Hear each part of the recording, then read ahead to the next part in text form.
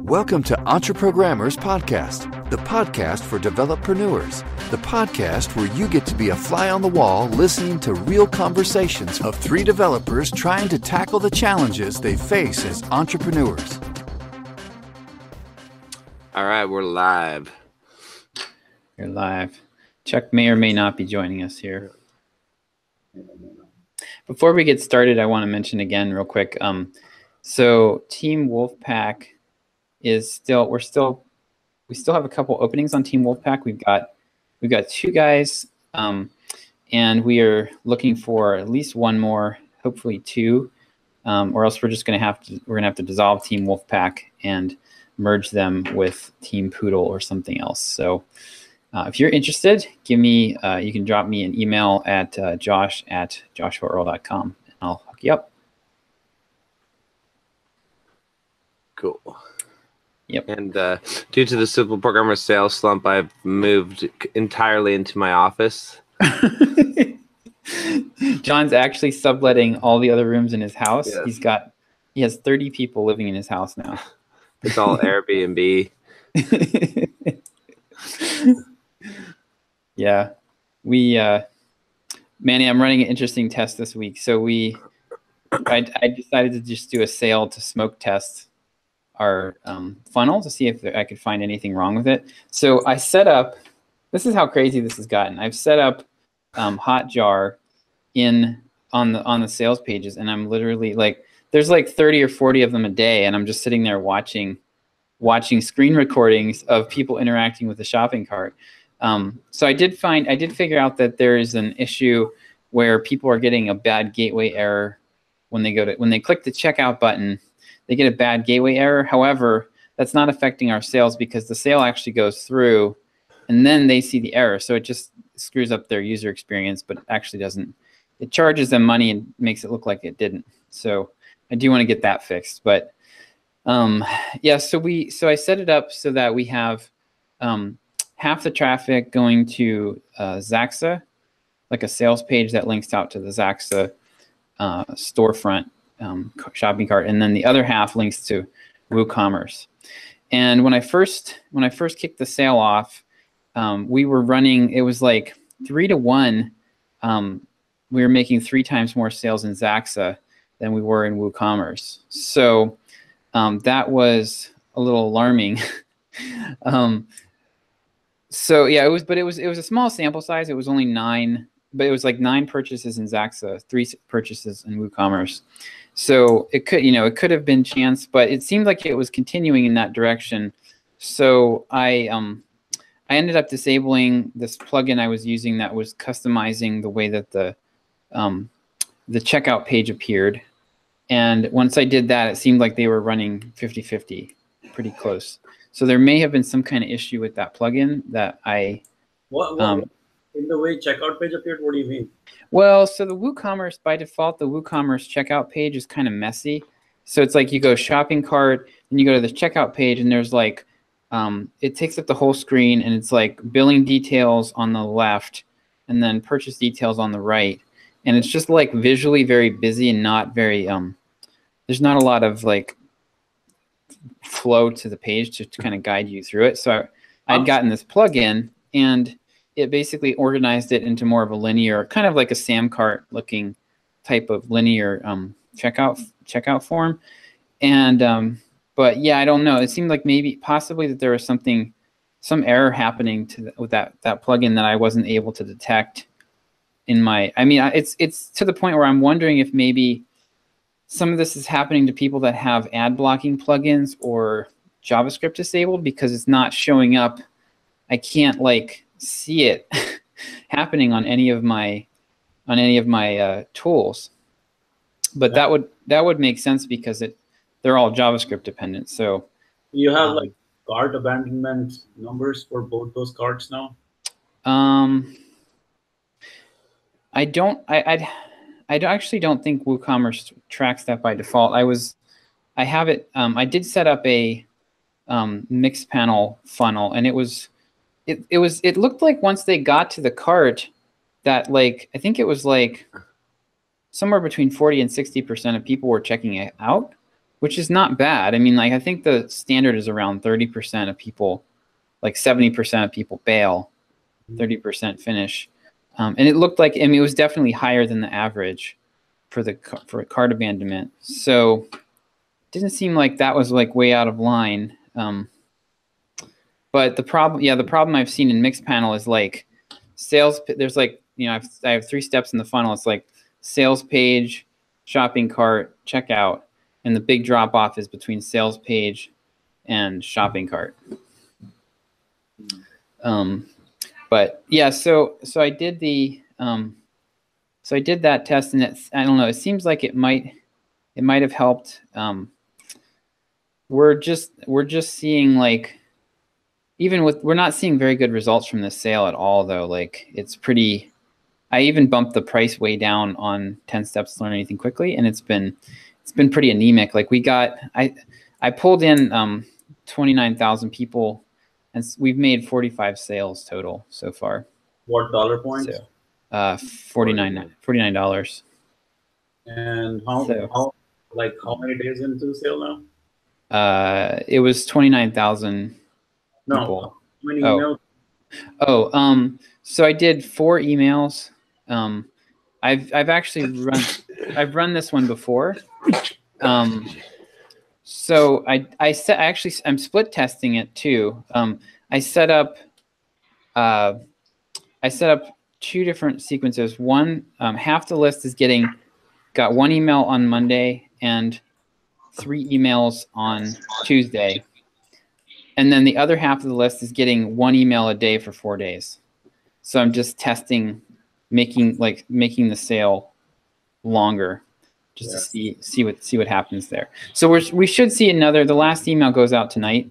So we should see a few more sales come in, but still it's going to be like, I don't even know what the conversion rate is going to be. It's going to be super low. 30,000 people, 4 emails for each of those, and you got 50 sales. Yeah.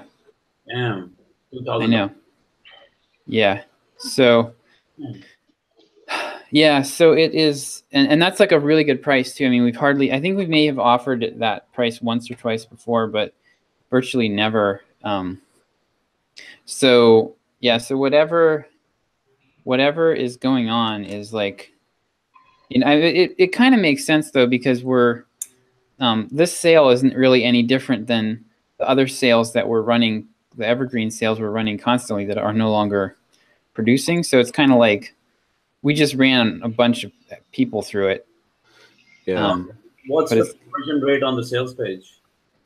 Yeah, I'd need to look at it. It's In the pretty cart? low. You have conversions from the cards? Yeah, well, I don't have a clean, again, I could tell you, let me look at Mixpanel real quick. I can give you an idea of what the conversion rate is overall, not for this sale specifically, but it's pretty sad. I think shit. Yeah. What's the usual price on the product? $99. And we used to sell a decent number at full price. All right, so funnels, I'm looking here. So these aren't like, from what I've seen, the Mixpanel's not like bulletproof. It's decent, the numbers, but it's not bulletproof by any means. So it looks like, so we're averaging 3.78% of people clicking add to cart. Okay. And then of those, 40.8, so almost 41% complete. So it ends up being, it's 1.5% completion rate, which is actually, you know what? That is that's fairly close to what I've been seeing historically. The problem is just that, like, we're not getting as many people. The sale didn't do anything. Yeah.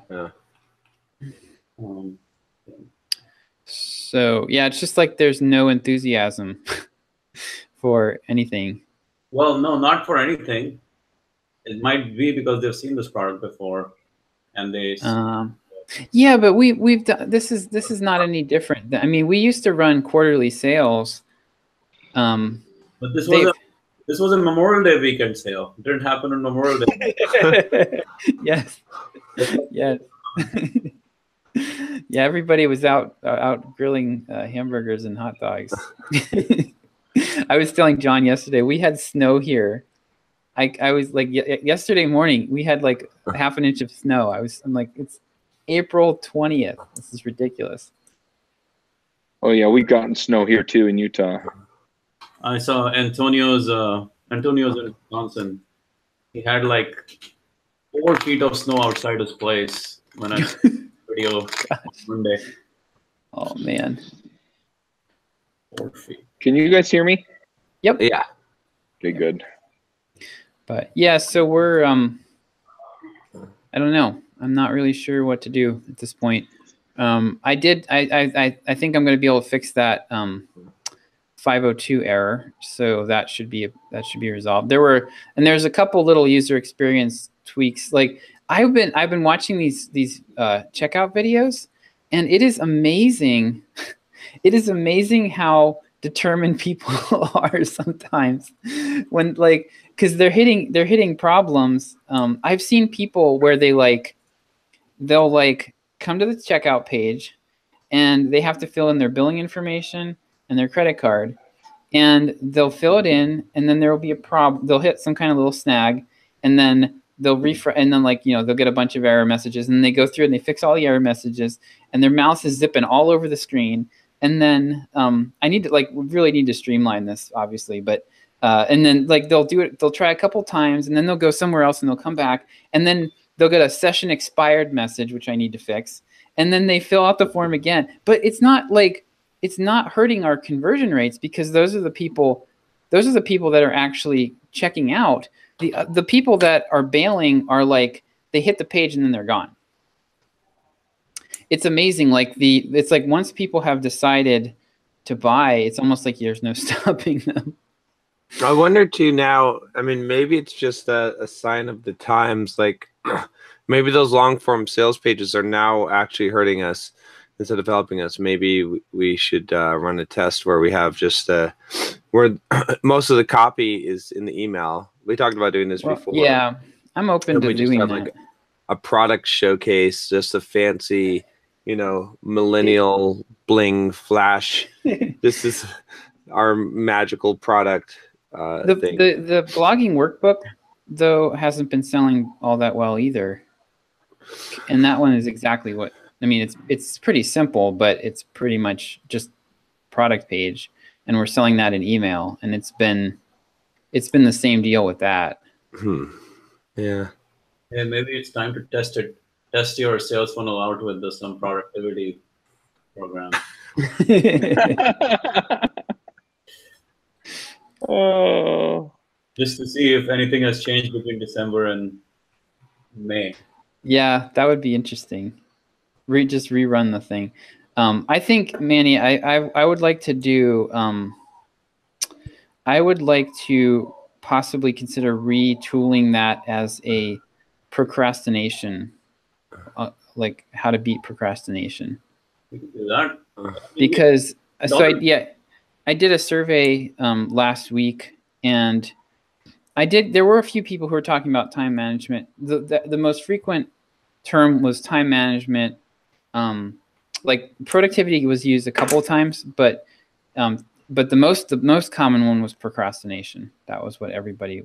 We could do an procrastination upsell, just like we did Bulldog Mindset upsell last time. I would flip it. I would make the productivity one the upsell. Ooh, okay. Because of how many more people were talking about procrastination versus only, I think maybe 2 or 3 people out of 250 used the word productivity. What was the context of this? I did a survey asking people if they could ask John anything for 15 minutes, spend 15 minutes with them and ask him anything. What would they want to know? What would they want to ask about? And procrastination was up there. Interesting. Lots of confidence, self-confidence questions too. Dude, confidence is definitely, instead of mental toughness, we could sell it as confidence any given day. and Yeah. would still do bumps and upsells, and like not just a bulldog mindset, but also like some confidence course with John or something. So, I'm not confident to ask John anything, so I put it off. Oh man, you need all of them. I know, right? buy them all. It was kind of counterproductive. So, But yeah, so far the Confidence more than procrastination, because because we sold mental toughness last time. We did not sell confidence last time, even though it's the same. correct. Yeah. Yep. Was it even more than procrastination? Yeah, I'd have to go back. I think it was. I think it was mostly it wasn't like I need help with my confidence, but there was like the word confidence and like, I need to learn how to do interviews better so I can feel more confident. Like that word just came up over and over and over and over again. The interview part came up again? What's that? The interview part came up too many times?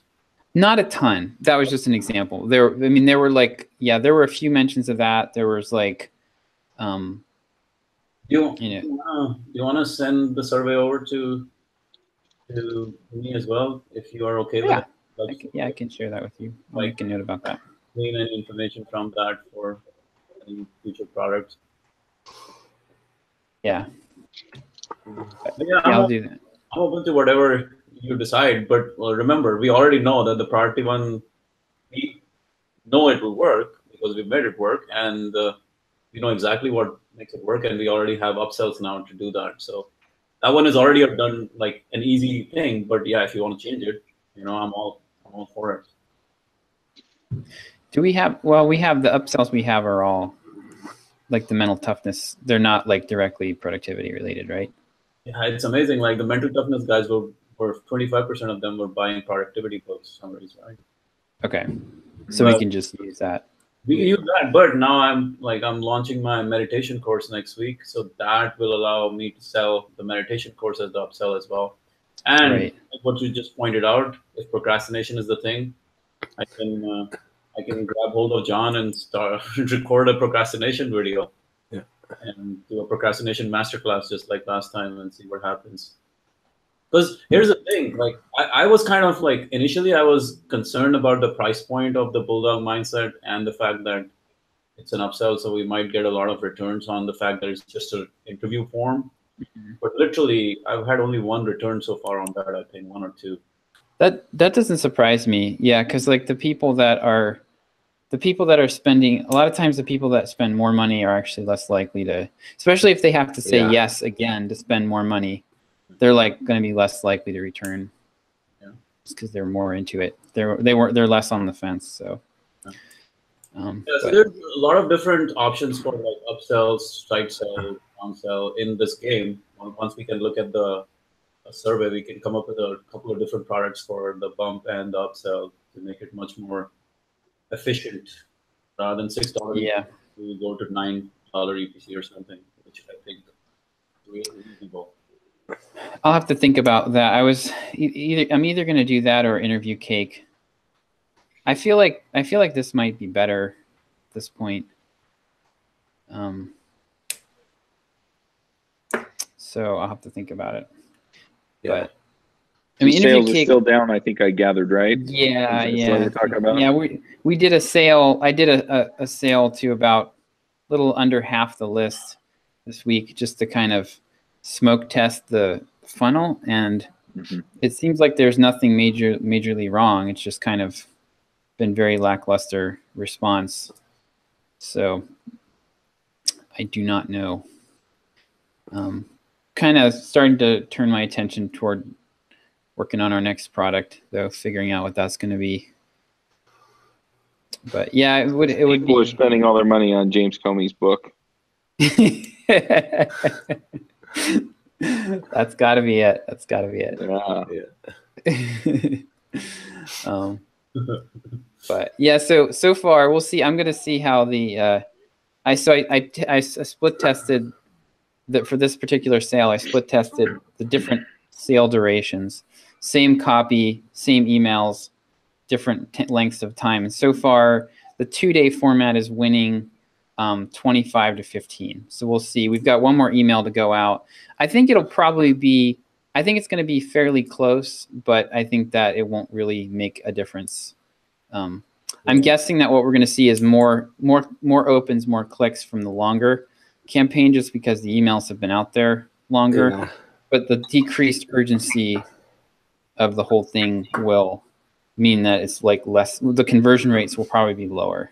Well, the thing is, it'll come down to the finish line, right? Because what I would expect is with the longer one, if it does better, it'll be at the end. Because I agree. Yep. So, and I would still bet. I bet the longer one does do better, because I bet what's going to happen, because you just have more exposure, and then on the last day, you essentially have the same amount of urgency as you do on the 2-day.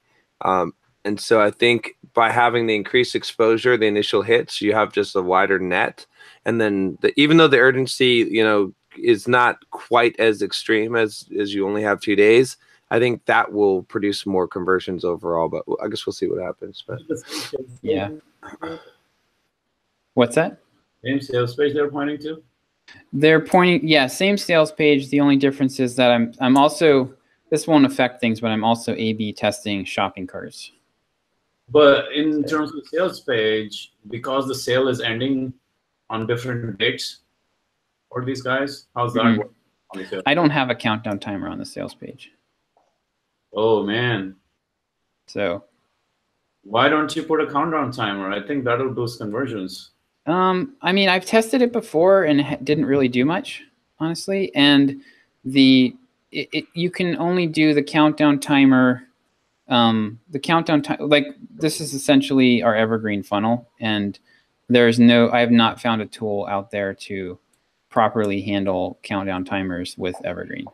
So it's just deadline funnels does that. Deadline funnels. I tried deadline funnels and it destroyed our sales because it was like there was just I don't know what was wrong, but technically there was some misfire and people were getting emails that were like they were getting emails halfway through the campaign with the zeros like this deal has expired messages. Like it was horrible. It ended up, so I ripped it out. It was a mess. So I'd like to maybe try it again at some point, but it significantly damaged our sales, like half. Wow. No timer. Yep. I mean, this one is a deadline-driven timer anyway. I mean, this is a hard time, so it's not such like it's complicated when it's soft time like deadline time. Yeah. I could have done one for this. I would have had to make more copies of the sales page. Yeah. But I didn't do that. I kind of wanted to test the current setup too. Yeah. Versus complicating it further. But hey, it would be interesting. I've not really seen much of a. I've tested it a couple of times and didn't really see a huge. I wasn't really impressed with the countdown timer thing. So I don't know. I'm sure it helps, but it's like if it's it depends on the volume, right? Like if the volume is that, if you can, if it increases things 0.1%, that could be significant if your volume is, but if it's like, if you're making 50 sales, 0.1% doesn't even register. It might not even be one extra sale. So, but yeah, I don't know. I don't have any, I'm kind of out of ideas. So we're just going to have to wait it out and see what happens. This is weird. Have you guys run the same sale before? Similar? Yeah, I ran the same sale before, and it worked a lot better than this. I don't remember what the numbers were, but is it possible that you've just saturated? You've hit everybody who's going to buy it, or almost everybody who's going to buy it? It is, but it's not really any different than what we've been doing in the past. Like basically, right. In the past, every time we did a sale, we would make $10,000, and it would be like products that we'd offered sales on before. You had sold before. Yeah. That makes sense. And that was with a smaller list too. Like our list is growing. We've got a lot of new people on the list. So it's just odd. Yeah, anytime even if you get 1% of your list to buy, huge. So Chuck, like the idea that you could just completely saturate the list is almost impossible because 1% is such a small number with any given. Yeah, that's true. Yeah. Another thing that to test would be to just strip it down completely, just to like think about like, or what's the most basic offering that we can have with the least complicated, which would basically be like an email sequence with the add to cart right in the email. Like, you know what I mean? Just buy it right there. Yeah. But we have to wait to do that. I don't know. It's weird. Like, is this your best-selling product? Yeah. Yeah. Yeah. Yeah, and honestly, like in the survey that I did, I went through and I took the people that were the most frustrated with their situation, and I think it was like 40 of them. Yeah, I think it was 40 of them cited something about learning. Mm-hmm. And it was by far, it was twice the next highest. It was like twice as many people cited that as their main issue as compared to anything else. So that's why this product has been our best selling product, because it's the biggest pain point that everyone feels, really. Is there 10 steps to learn anything fast? Is that what it is? Mm-hmm. Yep. So, yeah, I don't know. I mean, definitely I definitely need to work on getting some new offers out there.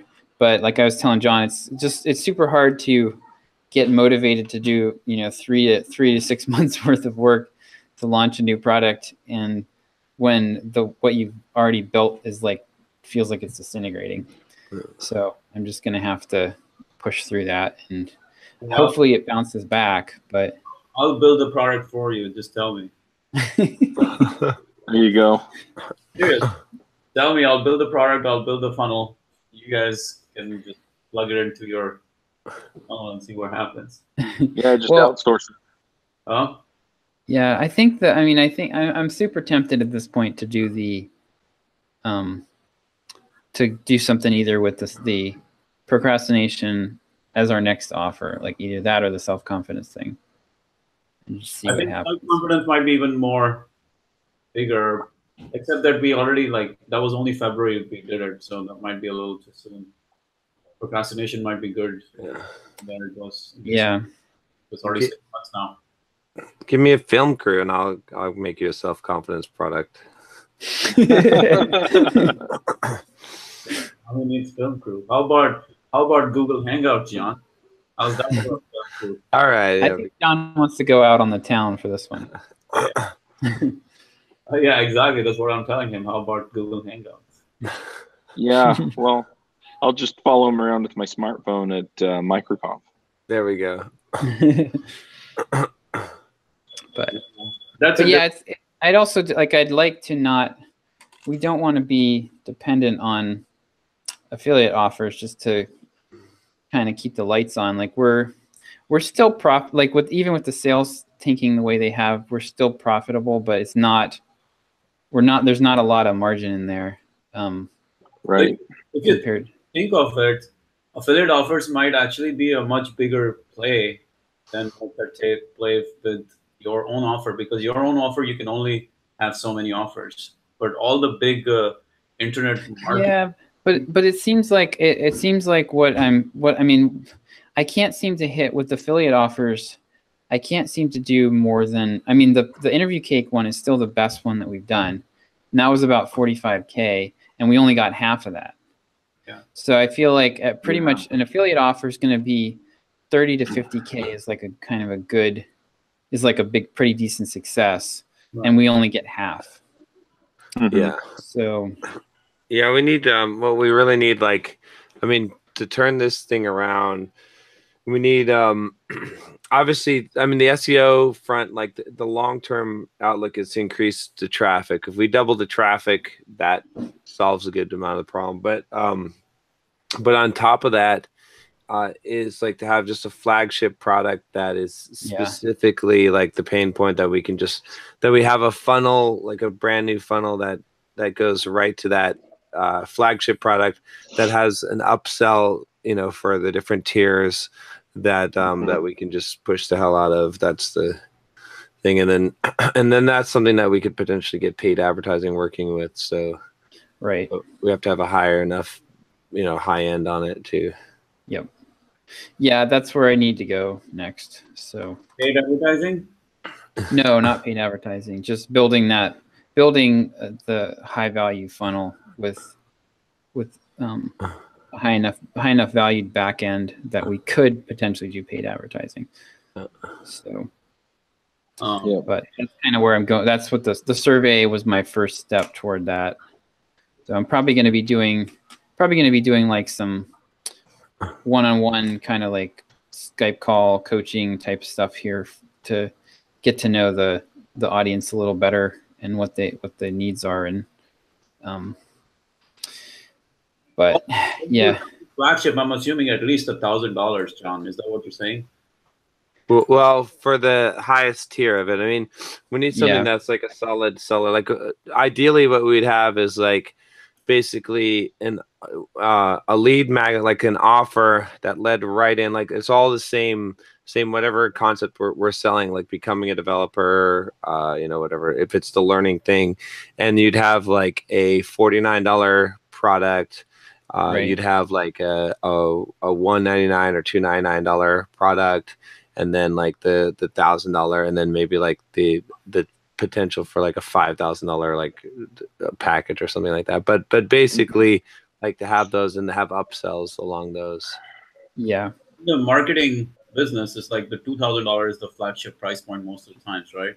That's well, it depends. Like, so I just went through Brian Dean's SEO That Works funnel, and that the high end, the base on that one was $997.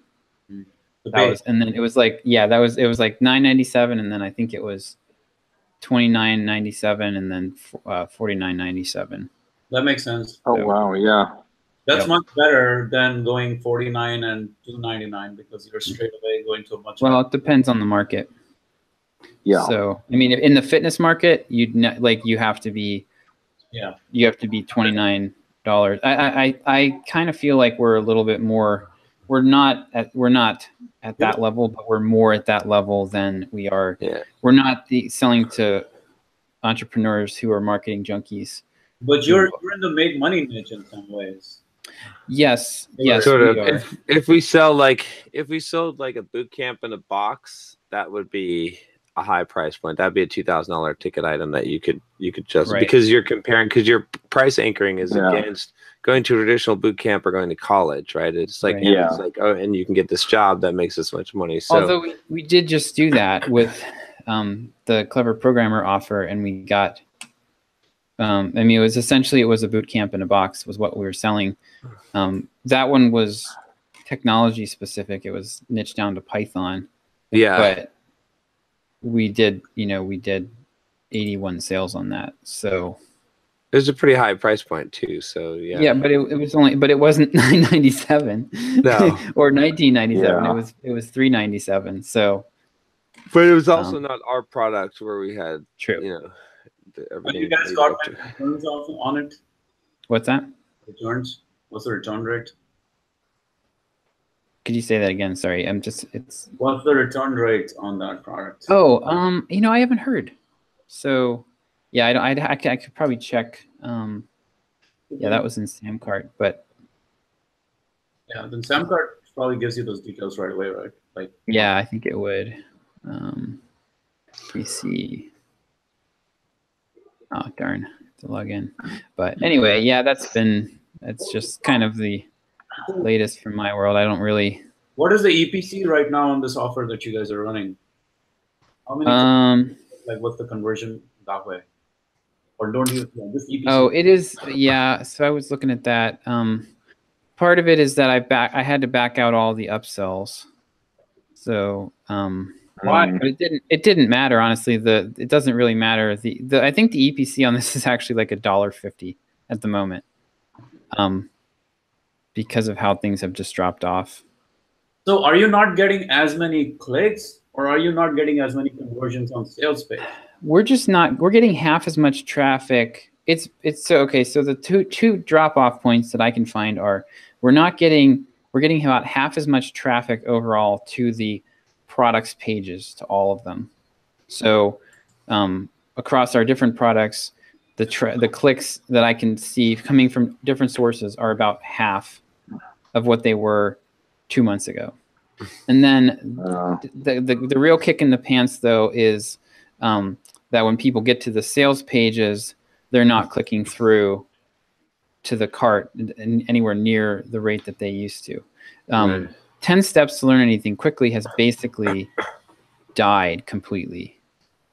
So it's just in raw numbers, saying it's half, the click-through rate on email is half, and then... No, the click-through rate on the emails is the same. So I figured out in Drip how to pull a report that would show me campaigns. And what I did was I exported all the stats for the campaigns from January and then April. It's January and March. And then I was able to do a pivot table. This was really cool. I didn't know you could do this with, I didn't know Drip allowed you to export this data, but I did a pivot table and I looked at number of emails sent, number of emails opened, number of clicks, and then the percentages of open rates, and it looked basically identical. Okay. So I think that the traffic drop off is probably just less. Some of it, a little bit of it's from Drip, but it's probably mostly coming just from other sources. I'm thinking in this sale, compared to last time you ran the sale, how many clicks from emails compared to how many on-page clicks? That way you know. I don't know. Yeah, I'm going to look at that once the sale's completely done. I'm going to look at that, but I don't know yet. Moving well, or is it the sales rate that's Yeah. Hey, John, when did you announce that you were quitting Simple Programming? Well, it was announced on YouTube, not really on the email list or anything so. Yeah, well, it got announced. It did get announced on the email list. It was March 1st, which I guess that's true. Yeah. Which is, I'm wondering if this is not a factor, because we have definitely we've been getting a decent number. I'd say we get 1 to 2 emails a day from people who are wanting to know if you're okay, and they're emailing and they're like, John, I'm seeing you on YouTube and I'm just really concerned. And so I don't know, it does seem like there's some level of awareness of you stepping back, and there's one in the inbox right now saying, now that you've quit Simple Programmer, are you going to be starting to program again?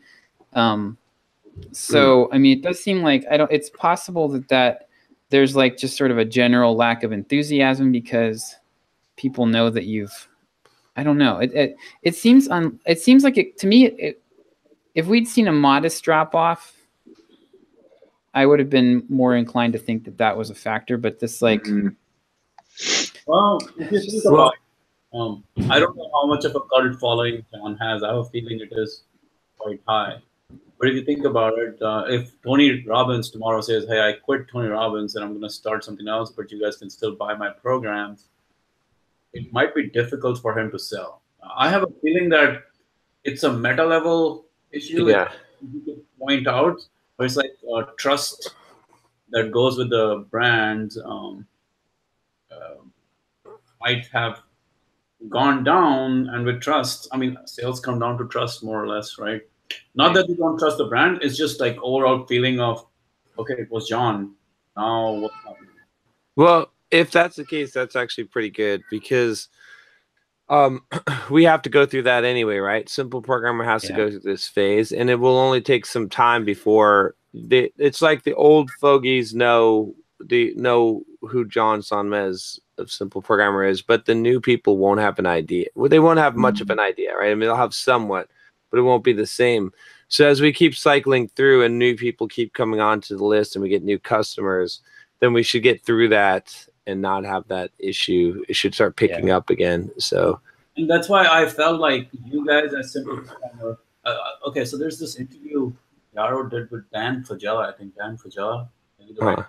So the guy, what he did was, I'll send you guys an interview. What he did was he initially built his business around him. Right. fitness, no, not fitness, combat, martial art courses. Mm-hmm. He sold a couple of them, right? Then he decided that he's going to bring in new people to sell their courses, right? So he started selling other people's courses. Then he decided he was going to step out from the business. Now what happened was the catalog of courses they have, like not that he decided then. He had already made up his mind when he started the business, but he was sell out the business, sold it for $1 million.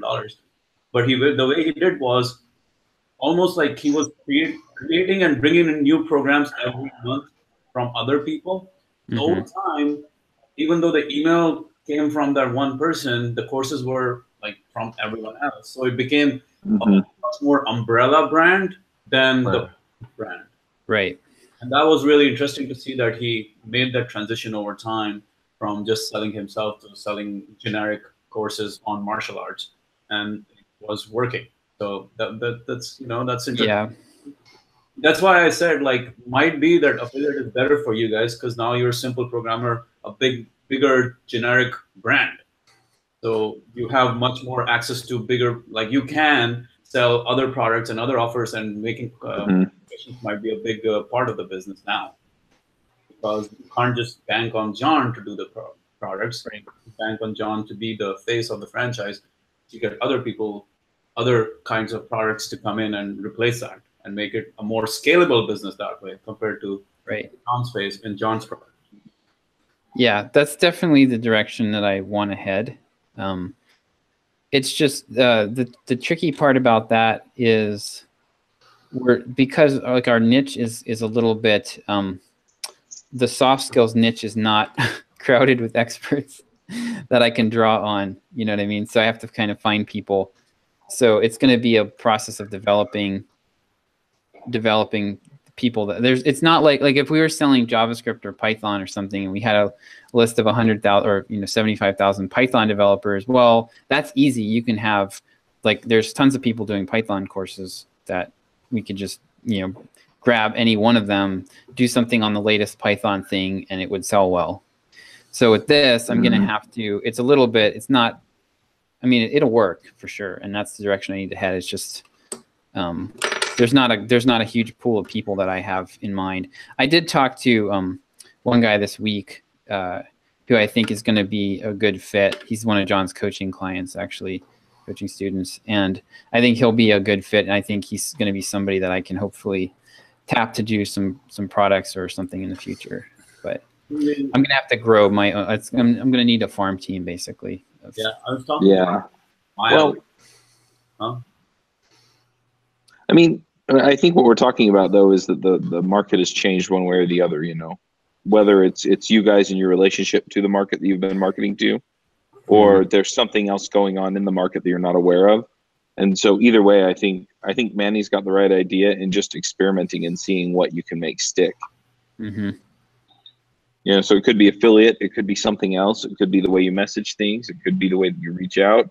Maybe you could also just have John do a, hey folks, I'm back for a week, or or just an update. Here's what I've been doing. I just I wanted to let you all know, and just see how that works. I don't know, but you could try a bunch of different things.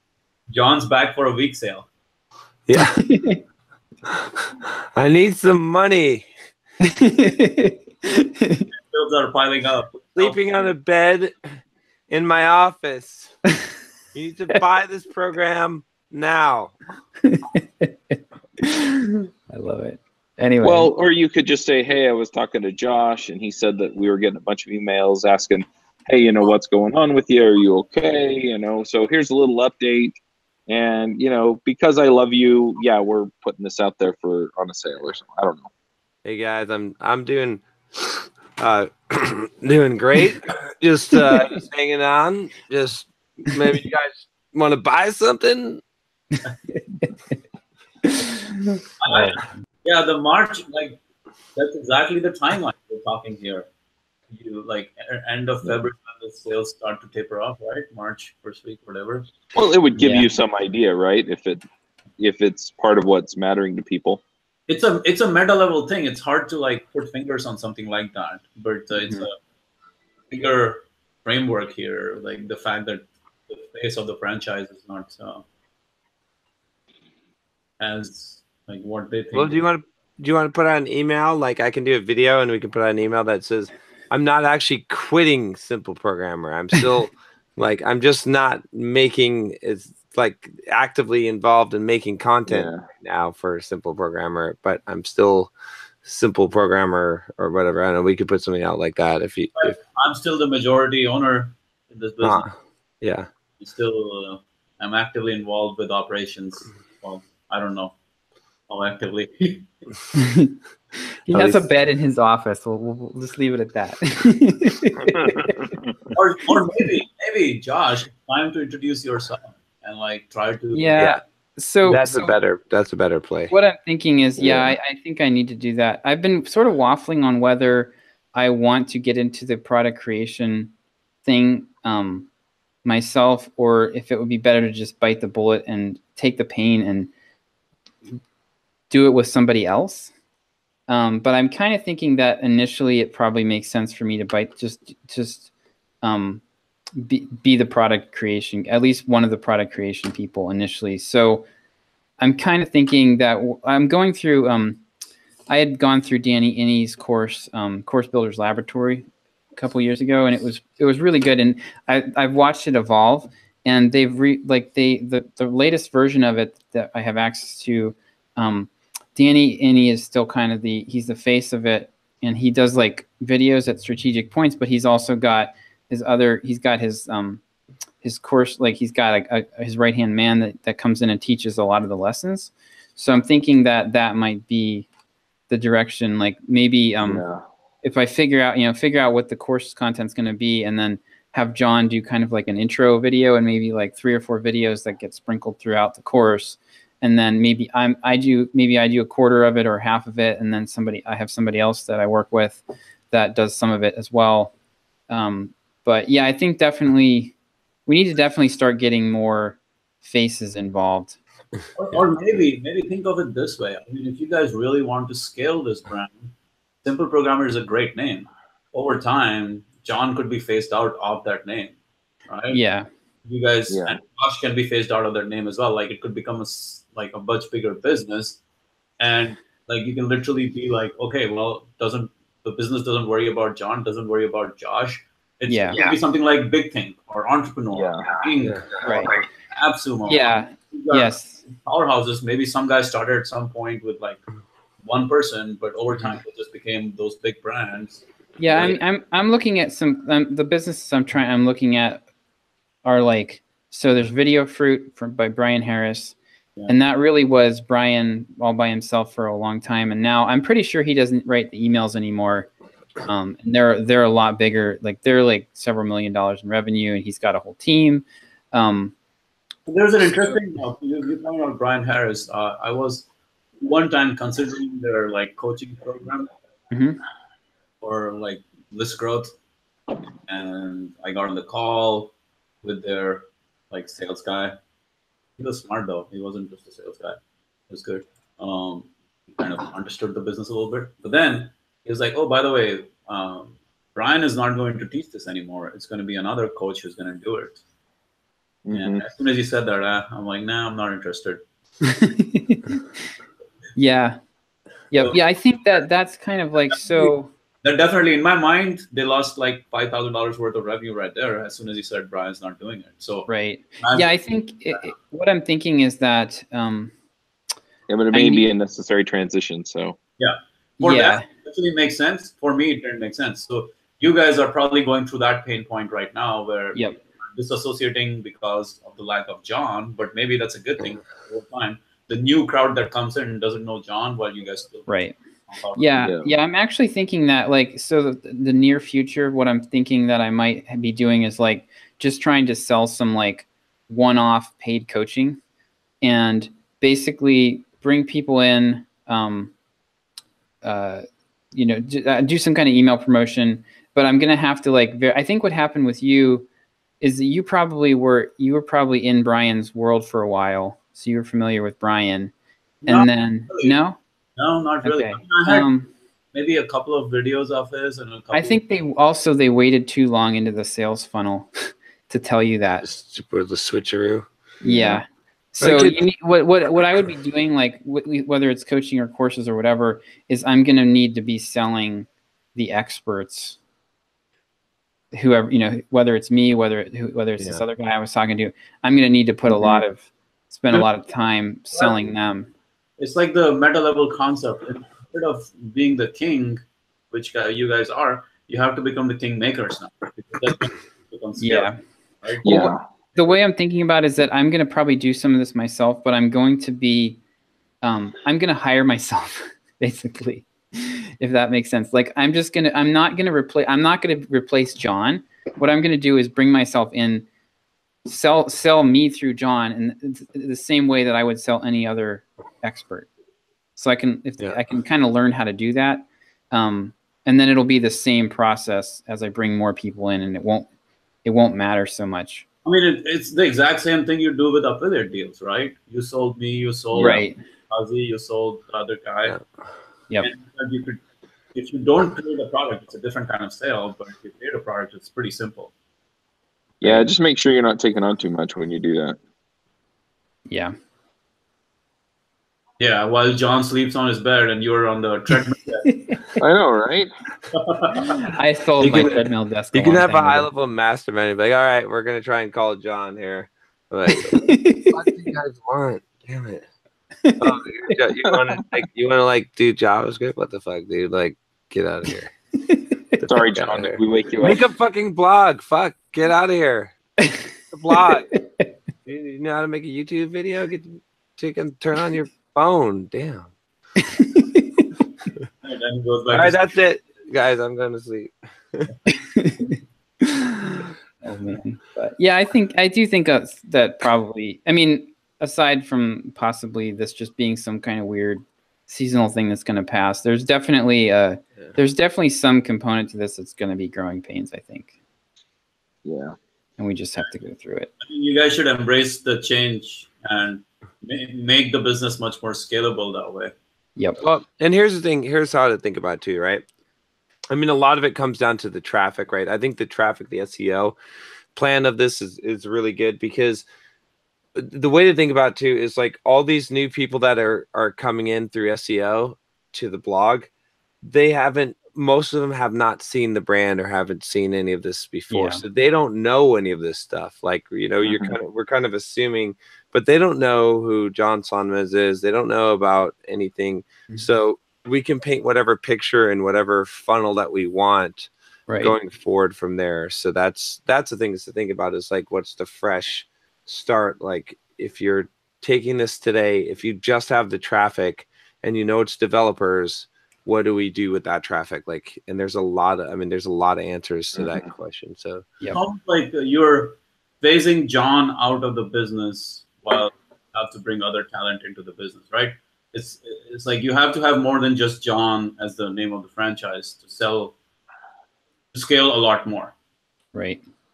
Yeah, I'm thinking. I think at some point I need to start sending emails out under my own name too, and I'm thinking I might do. I might start creating some offshoot sequences that I get people to opt in for, where I basically sell me as John, and then get people to opt in, so that I can start kind of building my own. Because I'm pretty much an unknown now. I mean, John's mentioned me a few times in YouTube videos, but other than that, I'm completely unknown at this point. Right, that's a disconnect right there in the sense. Right. Yeah, because then you can work from your own relationship with your audience. Right. That's a big disconnect, because people don't know you. People know John. John is gone. So now what's going on with the business? Like, now they feel kind of on not the same safe footing as they used to back in the day. So, I know the feeling. But I think there's a lot you can. I actually think there's more scalability because of this now. Even though it's painful right now, there's a lot more you guys will do. Yeah. You're killing John. Yeah, I agree. I just was hoping it would happen less abruptly. little less pain, huh? Yeah. Like, obstacle is the way. No, serious, man. That one is like always real. Yeah. The obstacle in the way becomes the way. Always real. Anyway, that's been my week. Or last couple of months. Yeah, last couple of months. Hey, so I have some questions about pricing. My meditation course next week. Okay. Trying to figure out, because it's all live. So I'm going to do 4-week live workshops. Each meditation and everything around it. So I was trying to figure out the pricing. I want to go higher price now. Like I'm done with the 99 and sub $99 product points. So I want to do an early bird, maybe early bird and then full price. So what do you guys have in, like, what kind of price? What is your so it's gonna be 4 weeks? Yeah, 4 weeks. Live? Live. And how many sessions?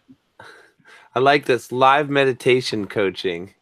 It'll be like, all right, everybody ready? Let's go. That's it. No. I'm going to John. Like I'm on John's bed sleeping there, and they're like, "What the fuck happened?" I was gonna say, if you've been paying attention to my life, yeah. Close your eyes. Still there? Still there? Chuck, wake up. What were the breakpoints you guys had for after 99? What are the breakpoints? So the ones I've heard is that between 99 and 499, there's not a huge difference. So that would be the next most logical. I see people, it drives me crazy. You see people do like $247. It's like, that's nothing. I mean, it's hard to tell, man. Like, fuck. Though I trust your breakpoints quite a lot after all the experimentation I did. Yeah. It's spot on. Like, it's totally legit. We Yeah. can't sell 69, 49, 39, but 29 was like by far. And 29 was better than 19, was better than 39, was better than 49, was better. It was like ridiculous. It was like so fucking good. I feel like there's like at 300, like below 300, at least for me. That's a like there's a could be. Yeah, I'm like, okay, I'll spend that. But if I'm thinking about spending 500, because when I think 499, I'm thinking 500, and now I'm making a different decision. So maybe like do a $499 full price, but then early bird $299 or something. That's too much of a cut on the. You're not going to sell any full price if you do that. I mean, it's a good anchor for the early bird. You'll sell a lot of early birds, more early birds, but you won't sell any full price if you do that. I would question the early bird thing altogether, honestly. I mean, the way that you might do this would be to run it once. Just I honestly, I would, since you've got a live cutoff date, I would just stick with one price, because it's gonna, like, the train's leaving the station and they've got to get on board. I mean, Copy Hour's done this really well, where he raises the price every time he does it. But he doesn't discount. I mean, it's not discounted. It's just like the scarcity is, it starts on February 1st. And if you're not signed up, then the cart's closed and you can't get in, because it's live and it's cohort model. So if you're gonna do that, like, I don't really see the point in doing the early bird, because the early bird. I was going to say, how many more do you think you'll sell if you put it on an early bird? I mean, because my experience with it, like with the conferences and things like that, the live events I've done, is that you just get money earlier. You don't really sell more tickets that way, if that makes sense. I think you do sell more because people are on the fence. Only if the price difference matters to them. So if it's a $50 difference, and that gets them into the price range they're willing to spend, but I'm not convinced that it really makes you that much more money. I'll give you an example. I was at Social Media Marketing World, right? I bought their creator ticket, which was like $400 this time around, and I went to the conference. It was cool, and I was like, yeah, man. I will consider going to it next year at the normal thing, like the whole thing. The price for the whole thing was like $1,000, and by the time I got this ticket, it was like $1,500 or something. Right? I didn't go for it. Right. But when they offered the early bird, which was like $600 for next year conference, I was like, "Fuck it, I'll take it." Though otherwise, I would have just taken the smaller, the lower level, because that was kind of okay for me. Like I did well just with the $400 ticket, but this time I ended up spending $700 just because it was an early bird price compared to the $1,000 they will sell me at later on. So I just oversold myself for nothing. Well, so wait, is that the one that you guys went to and you ended up leaving early, or? No, social media marketing world is where actually that was really good. This stupidity was something else. Yeah. So, oh gosh, what was I gonna say? That's a live event, though. That's like. Oh yeah, I was gonna say the main purpose of an early bird in my mind is when you have some fixed costs and there's an advantage to getting bodies committed to cover those fixed costs. So when you've got a hotel and you're paying for a ballroom in a hotel, then filling that, like at least covering that way, you're not losing money right on the event. So that's where I think that's typically where you see early bird offers the most. I mean, I've seen it sometimes on online courses and stuff too, but mostly it's like live events where there's, you know, facilities involved and catering and all that stuff. Here, do this. Like, you want to price anchor it, right? So, and also you want to have the urgency. So instead of doing an early bird, right, you're essentially going to do the same thing, but what you're going to do is you're going to say, okay, this is the first time that I'm doing this course. A beta launch. It's my pricing for it is $700 or $500, whatever you want. However, price anchor it really high, right? Maybe $1,000 even. Okay. $997. Yeah, exactly. Do $997. Say that's the price. But since this is the first time, since you guys are going through it the first time, I'm going to give it to you for $97, but only until Friday's the last day to sign up. And then that'll be your urgency. You'll have a nice price anchor at the $1,000 price point. And then, you know, and then see how that does. Yep. And then you can use that as a break. You can use that feedback, because I always like to try to start with the simplest form of the offer first. And if you're doing like early bird price, you know, if you're already complicating it, like if you just offer it at one price, make it a simple decision, then you're going to run this again, presumably, and it'll be easier next time. So you can spend more time, you know, tinkering with the offer and the funnel, because you won't have all the content to worry about. I think, the anchoring is where the early bird, like I was thinking early bird because there's a price anchor and then the early bird. So that kind of gives people different, like that's right. Simple offer because of the price. Like, how do I anchor it before I offer a discount, right? The other thing you can do is that Copy Hour does is he tells you what the price is going to be next time. Yeah. So, you know, that's basically what John's saying. Like if you're gonna raise the price every time you launch it, which Derek from Copy Hour does that, then you can just tell them, you know, like next time I do this, I'm planning to charge $997, and then you know maybe you go up to $997. I would actually make the price. Well, yeah, I don't know, but you should probably make the price be what you're actually going to charge next time. Otherwise, you'll be onto it. People's trust.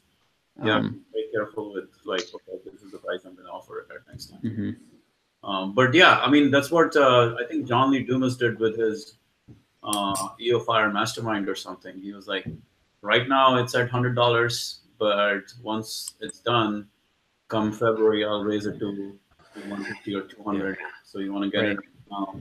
You're gonna grandfather it in at this rate.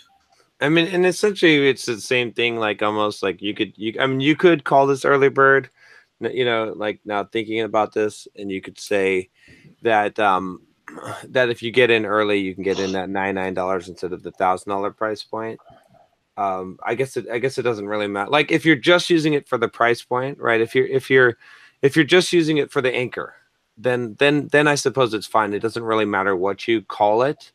I guess one advantage of using something like the early bird? Well, there's two advantages now that I'm thinking it through. Is the next time you do it, you can do the same thing, right? Whereas if you do what I originally said and said that, then you couldn't do the same thing. You couldn't offer a discounted price like that. And then the second one would be that you can now tell people, hey, if you're on the fence, you're not sure, just buy the ticket now for $97 instead of paying $1,000, and you can always refund it if you change your mind. So you might push some people over by having that offer, by saying like, look, you got nothing to lose. You don't want to miss out on this. You don't want to get stuck and have to pay the $1,000 price ticket. Just pay the $97 now to make sure that you're in, and you can always decide later. Because that's a strong push, I think. But I don't know. The other here's one other option to throw at you. The other option I can think of would be to sell it don't sell it the early bird, just sell it, kind of straightforward. But then afterwards downsell to like the videos. Basically you're selling it's $4.99 to participate in the class. Don't talk about a video only version, but then afterwards tell them, hey, if you want access to this after it's all done, I'll give it to you at this price, and you won't get to participate, but you'll still get the content. Yeah. I was planning to do that anyways at a later time, but yeah, I might as well sell to those people right off the bat. If it were me, I would do a baseline of just offering it at one price, and then that will give you an idea of how it works, and then you can test other stuff. Because when you like make it super complicated to start off, then you're always worried like, well, if I change it, you don't know how much of the effect was actually due to the super complicated 6-tier pricing thing you put in place versus if you just offered it. Yeah, I mean, simple pricing is probably the best. The tiered pricing, I was not thinking of it, but now just because you said it, I started to think. Oops, that had the opposite of intended effect. It always helps to have the second tier to anchor though. Well, you could do that. If you were going to do that, what I would say would be to do the $4.99 and then like $19.99 and have it be like with some personal, because you want to like basically, the idea is like it's high enough that maybe 2 people buy it, if that, or you don't want a lot of people to buy it. Right. Using it as a price anchor. Yeah, I'm really liking the idea of having very, very high price anchors now. Like after watching Grant Cardone with the 10X and everything that he's been doing ridiculous price anchors, right? But it's been working really well, where it's like you look at the thing and you're like, wow, is this really a $10,000 product? But he says it is, so you're like, well, okay, so this $500 price on this $10,000 product sure looks really good. Like, you know what I mean? Like, even though as a marketer that that's not the case, like the fact that it still draws you slightly and you have to look at it says that's it just seems like that seems like the strongest thing is the price anchor, especially for these type of products. The only problem with something like that, I have to redo it at a later time. It'll always be like, hey, anchoring at 1,000, but then I'm selling it again at $199. And it's like, well, that's why you have some period of time where your regular price is just the full price, right? Where you know what I mean? Like that's where I went back again and said maybe the early bird is actually maybe a decent idea, because then you're saying you're essentially not going to sell anything besides the early bird, but you're going to offer the non-early bird after a certain date, and so then you're legitimately offering the full price. Well, but you're not though, because it's a live course. No. But between the live course and the early bird, let's say the early bird is for 5 days, and then the regular price is for 5 days before the live course opens. So that way you can always make sure the live course is at $497 while the early bird is at $297. So people get in at $297, may not sell anything at $497, but the price is anchored at $497 at that point. Oh, I see. And you can even send them emails. Like, again, I'd probably do $997, but You can send them emails in between, and you can say, here now it's open for regular pricing, and you could sell it at the regular pricing, the $9.97, and then you can say, sorry, you missed out on the early bird special. I had it for $97. Click here to get on a list to make sure that you get it for next time, right? And you don't sell it at that time, but you just tag them, and then and it's just like building for the next time, right? So and building the credibility. That was a pretty big delta there, don't you think? Between $9.97 and $97. Yeah. I mean, you can live. Would you even pay for a live class for just $100? That sounds too cheap. Yeah, I mean, I think starting it at $297 would probably be fine. I don't think I'd go all the way. I don't think I'd go all the way down to 97. Yeah. I mean, what I've found on this stuff is that we tested how to market yourself at $299 and $499, and it was the same revenue basically. It was one of those where it was. So I'm not sure. Yeah, I'm not sure that it's. I don't know. Like a lot of this stuff. That's why I kind of favor the idea of getting a simple baseline, because actually you can really complicate this stuff, and a lot of times it doesn't make as much of a difference as you would think. It's the same revenue. I'd go with the lower price point because I get more people in the funnel, future customers, right? Right. That's how I would go with it too. Some people would rather have a higher price point and have fewer customers, actually. So it depends on your perspective. So. Well, I think it depends on your product and your confidence in the product as well, right? Because if you have what you believe is going to be just an awesome deal and an awesome experience, and then the more people you get into it, the more that you're going to have repeat customers, then that's good. But if you feel like it's not necessary, or how long it takes them to consume the content, right? Then that, I think that's the big question, is because if you feel like it's like they're either not going to be like, they're going to be like, okay, this was worth the money, or there's a lot of content for them to consume, then having more customers isn't good, because that's more people that bought something from you that are probably going to be already still consuming what they've bought from you, so they're not going to buy again pretty soon. Or, you see what I'm saying? Like, I think that's the factor here too. The other question is around announcing, like, should I even tell them what time the calls will be? Because then people will select themselves out of it, right? Like, how do you yeah, I wouldn't. I'm trying to think about that. I mean, yeah, I wouldn't, because you're going to make them available. So if some people can't make it, they can still get the content. So, and there's still going to be, I'm sure there's like other opportunities to get live support, help on stuff. So yeah, I wouldn't. That's like details that go out after the purchase. So just say what date it is starting or what date the cart is closing, and don't even say when the So that's a good question. So when I did a pilot of my email copywriting workshop, and I screwed up because I made the start date like 2 days after the cart close. And I was scrambling to put my first lesson together because I'd spent I'd done all this stuff to do the launch, and that was a lot of work. And then I was scrambling to put my and people were emailing me like, "What's going on? I just paid you $500." And there's no communication. So definitely it would be a good idea to have at least an email or two queued up that's ready to go. Like as soon as they sign up, they hear from you and they know what's going on, so that you don't get that kind of like. Because people were starting to get antsy on me, and it was only 2 days. I mean, I was ended the sale on like a Saturday or a Friday, and I started the class on Monday, and I was like crunching to put together an hour-long presentation, and meanwhile, like people were starting to get the pitchforks were starting to rustle, and I was starting to get nervous. So, yeah, that early communication is important. But then on the sales page, do you say when it's going to start? I mean, you could, if it I think that Copy Hour definitely does, in the emails for sure.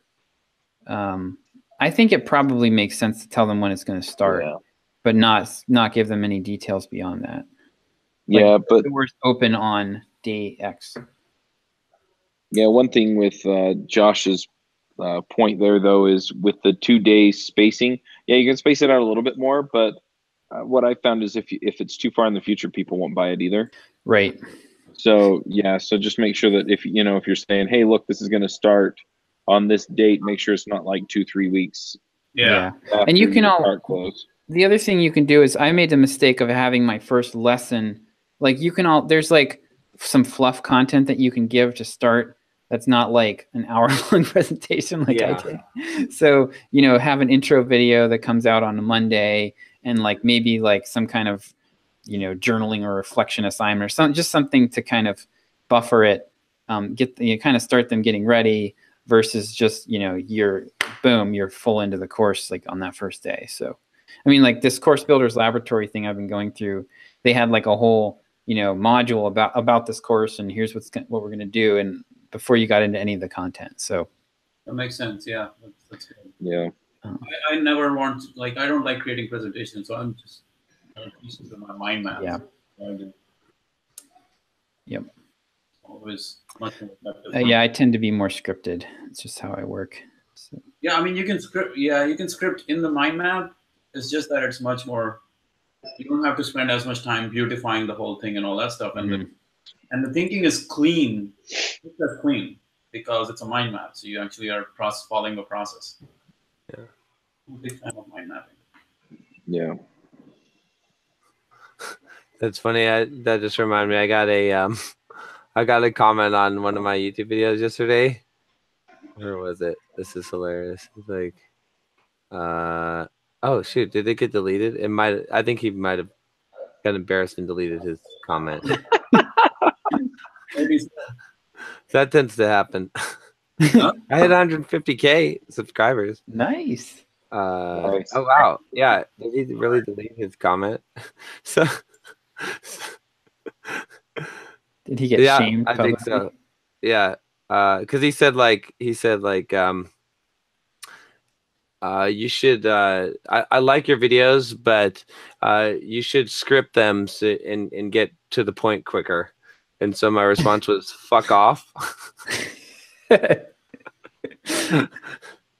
Content starts at 1:35. Well, so, John, this is funny too. I did that survey I mentioned. One of the last questions, one of the last answers that came in was, the question once again was, if you had 15 minutes to ask me anything about, your career as a software developer, what would you ask? And the question was, and then the second question I asked is why is this important to you? Right. And so the question the person asked was, what time does the video start? Nice. And then the follow-up was, I have to know. I got a huge kick out of that. People like to be abused because the guy replied back and he was like, I can't remember what he said, but he was like, you get bigger every time that I see you. I love your videos. And then some other guy replied back and he's like, that's exactly the kind of like pussy ass like kissing up to John comment that John would not appreciate. Nice. No wonder this poor guy. Yeah. So every time you see John, you have to say, John, you're not getting big anymore. You're getting smaller. What the fuck's going on? John's gonna take one of this and be like, oh shit. There you go. Or, just massacre John on his YouTube channel every day, and you John listen to him. We should probably wrap up here. Yeah. Yeah. Thoughts for the day. Seems like we just talk about Josh these days, which is good. I know, right? That's the kind of whiny suck-up comment that Josh doesn't appreciate. I love it. You can't be whiny and suck up at the same time. Sure you can. All right. Anybody have any thoughts?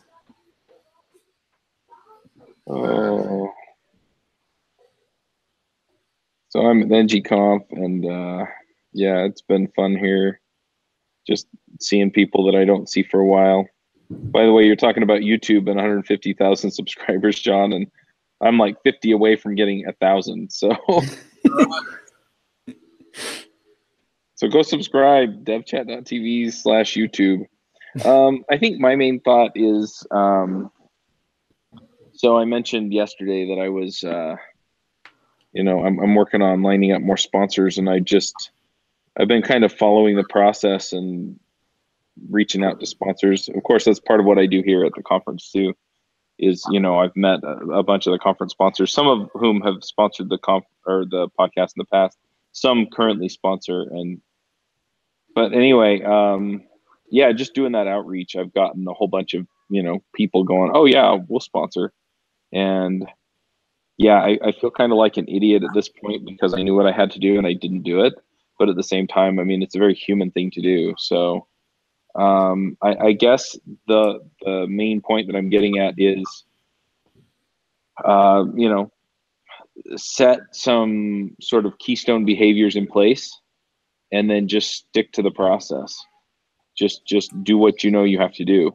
And so for me, it's reaching out to sponsors, and I'm going to be doing a bunch of that later on today. But yeah, just making that work, and yeah, trust the process, make it work. Shit. I might have a meeting at 10:30. I totally blew it. Uh-oh. That's Manny's thought. I might have had a meeting right now.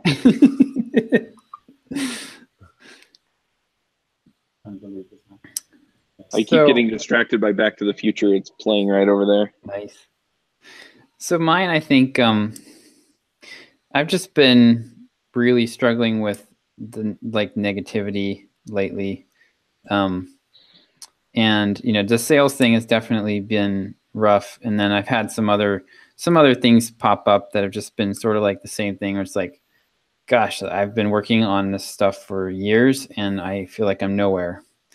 And one thing I'm trying to do a little bit more is just like trying to focus on positive things when I first wake up in the morning and not let myself get sucked into. So I'm like actually starting in the morning. I'm kind of like, when I wake up, I'm kind of like trying to think about some things that I'm grateful for. And it's a little cheesy, but it's it's much better than like digging into my latest failure metrics. So I don't know. It's like one of those times where I have to really, if I'm going to get anything done, I really have to kind of try to guard my mindset, because it's pretty easy. Like, there was one day like this week, I just laid down on the floor in my office and like took a nap. I just like, I don't know what to do. And so anyway, yeah, I'm just really trying to focus on, look for some positive things deliberately to focus on. You might be a good candidate for my course. I will have to give that some serious thought. Yeah, I've heard about this meditation course over the last hour that I think would be good for you, Josh. Or the Mental Toughness course, one of the two. My morning routine course is coming out soon too. So Oh, nice. There you go. Productivity and mental toughness, all of that combined, I think will be perfect for you, Josh. There we go.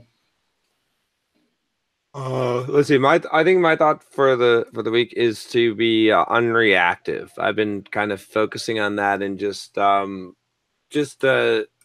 a lot more success in interact. I realized how reactive that I was, and so I've been like approaching things with just like an unreactive mindset, which is kind of hard to do, but it's basically the best way I can describe it is just being chill, like just basically making sure that when not really caring like what someone's opinion or thought or response to you is, but just continuing to pursue your agenda. So like everything is just like chill. It doesn't matter. All right, that doesn't happen. This doesn't happen. It doesn't matter. Having more like that, because I feel like in negotiations, in interactions, people don't feel like you're seeking an agenda because you're just unreactive.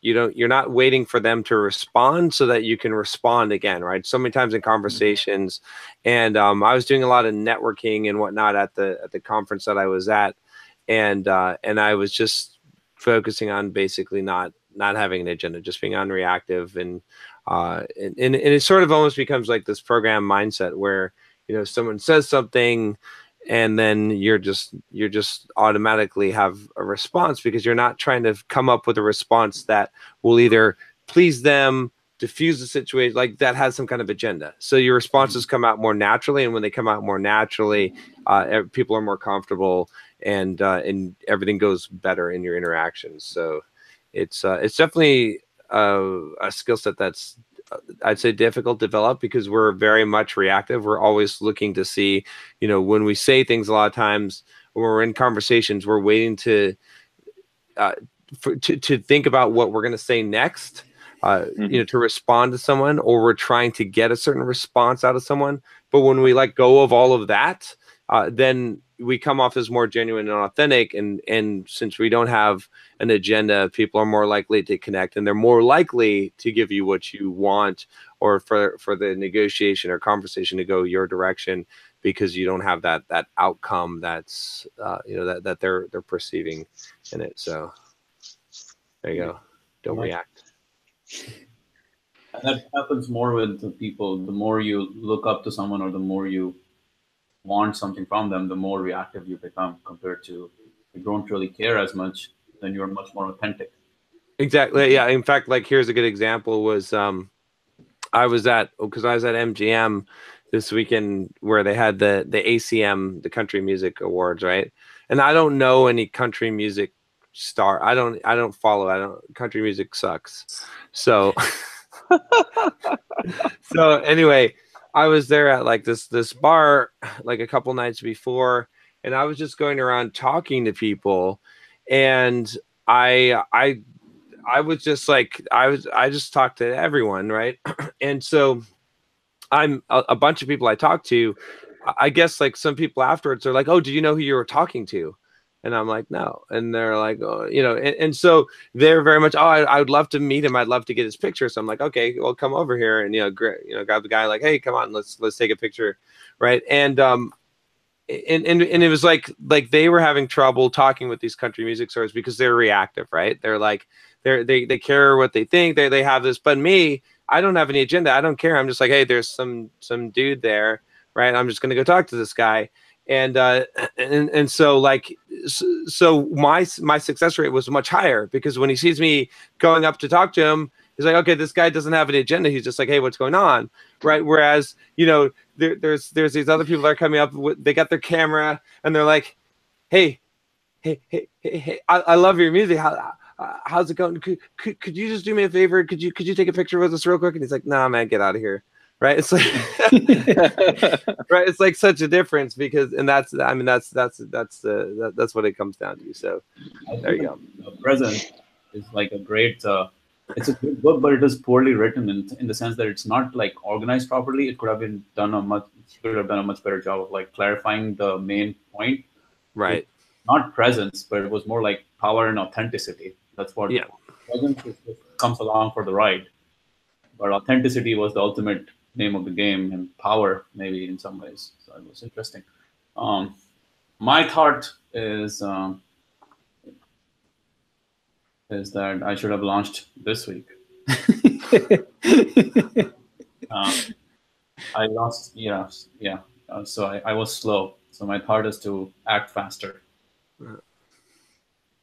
Speed of implementation is the name of the game in business, because all of these things that we talked about, I probably might have struggled through them and maybe made some mistakes in the process, but I would have learned much faster anyways. So I missed out on that learning from experimentation. All right, guys. All right. See you next week. Yep. Yep. Bye. See you guys. Bye. Wanna start a business, but you just know how to code. Listen to John, Josh, and Derek.